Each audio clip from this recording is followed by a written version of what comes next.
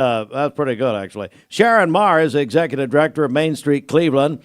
And Sharon, over the next, really beginning, and I know you've been working this a long time, but beginning tomorrow through Christmas, we're counting on you, Sharon. So Mainstreet Cleveland, it's the 38th annual Downtown Halloween Block Party. Morning, Sharon. How are you? Good morning. I'm great. How are you doing? Should I ask? No, I'm doing good. I know you There's are. a lot going on, but it's great. Everything's in place. We're looking forward to such a wonderful night tomorrow night. And I'm thankful for two things, especially today, and that is the forecast for tomorrow and our wonderful sponsors that makes this event happen. So It does every year. And is it when it's a Friday night or a Saturday night especially, what does that do to the event? I mean, I would say it would increase the event. Is that right? Yeah, it does. Certainly, it's much more relaxed. Nobody's looking to the next day, or not many are looking to the next day as what they have to do. Friday's a great day for me because our city staff is still in, and we get so much support for setup from city staff. So that's a great day. When it lands on a Saturday, kind of shuffle that a little bit. But all those days are great. Let's talk about what's going to be happening tomorrow night. 38 years of family fun. Of course, our signature event, the Downtown Halloween Block Party. Just take us a little bit through the schedule here and what's happening. Yeah, absolutely. So, yeah, it's 38 years. It's, it started back at the police department in 1987. You mentioned 1985, which actually 1985 was the year I started working at WCLE. Tom Rowland, how about it? I think Tom was involved in the conversations about the block party at that time with Arnold Botts and Alan Jones and some others. Yeah. I'm sure he was. There's not much he wasn't involved in. Absolutely. At that time, and still is in a lot of ways. Yes, he was at the Apple Festival. Saw him down there, looking great. Was. So tomorrow night we have, starting at 5 o'clock, the vendors open. We've got 40 vendors, all kinds of food. So come hungry. They'll be offering treats for the kids. Music cranks up at 5:30 on the courthouse stage with local favorite Michael Cass and the Ridge Runners. He does a fabulous job. We're excited to hear that group this year. We have new this year a DJ that'll be playing music and doing some magic in front of the old post office on the Broad Street side. Treat Street opens at 6. Mars does an amazing job. We're so thankful for Mars and what they've done I know, since the early 2000s for this event. Tons and tons of candy. We went out with a great team of volunteers from Olin to Tri-State Warehouse in September. They sent 55 people volunteered to come out, and they packed over 8,000 Food City grocery bags of candy that day, which was amazing, and we appreciate that so much. Then the following week, we had a group of Lee students come out and finish it up to 10,000. So that candy is ready to go, and we look forward to a team from Bradley ROTC comes out and helps hand it out, and also that same team from Lee. So this event, talk about a community effort. It is a community effort and such a great time. We're joined by Sharon Marr, Executive Director of Mainstreet Cleveland. So Treat Street opens at 6 o'clock, and that's on Church Street. Is that right? It is, in front of the police department. Okay. So, and then at 7:30, our headline entertainment, Third Party Thieves, is a group out of Nashville.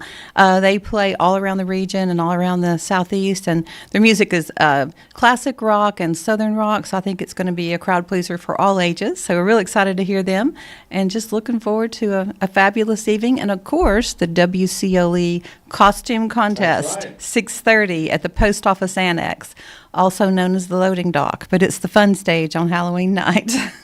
And then we know a couple of things. It's not, I mean, the block party, obviously, downtown, but downtown also Centenary Avenue.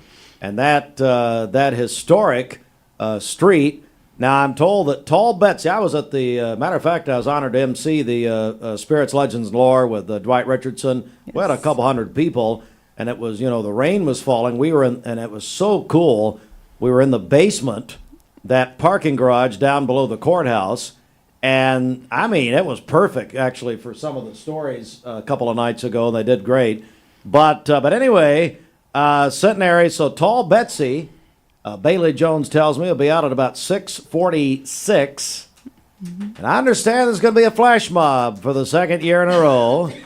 And I understand that one Michael Jackson may be appearing, I was told. So anyway, they've got a big time happening. So really, sharing that whole area is just incredible. It is. There's a constant stream of folks going from Centenary Avenue to downtown, and it's just, Centenary is amazing. All the residents on that street decorate so beautifully, and I love to get down there. I don't often get past the Central Avenue that night, but but it's a lot going on down there, and it's really doing an awesome job. Sharon, it couldn't happen. Of course, talking about the downtown Halloween Block Party, 38th annual, couldn't happen without the sponsors who make it all possible. Oh, absolutely. We appreciate these. And so many of these sponsors has been with this event since it began, which is amazing. So I'll reach the platinum sponsors this year: Bradley Medical Center, Jones Management Services, and RMR Legal. Couldn't say enough thank you to those folks. The gold level, the Cleveland Police Department, and Coca-Cola Consolidated. Cleveland Police is a sponsor, as well as providing amazing security that evening. The Bradley County Sheriff's Department is the same, and we appreciate so much those first responders that come out and just greet all the community and just make us feel good and safe and just make it a good time. Silver sponsors: Andrew Johnson Bank, Bradley County Sheriff's Department, Pinnacle Financial, Waste Connections of Tennessee, and bronze level American Portables, Bradley Cleveland Community Services, Chancey Canavas Attorneys, and Logan Thompson Law. So, and of course, thank you to you and Bridget for talking about the block party and letting everybody know what's going on. We appreciate that so much, and for the costume contest. Oh, it's fun. In our news this morning, we're also reminding everyone, beginning tomorrow morning at 11, we will have street closures for the block party. Ocoee, Broad, and Church streets will be closed from Edmond Street to Central Avenue, and then 1st and 2nd streets will be closed from Worth to Parker, beginning at 11, and block party starts at 5, and I guess, is that on your website, is that right? It is, yes it is.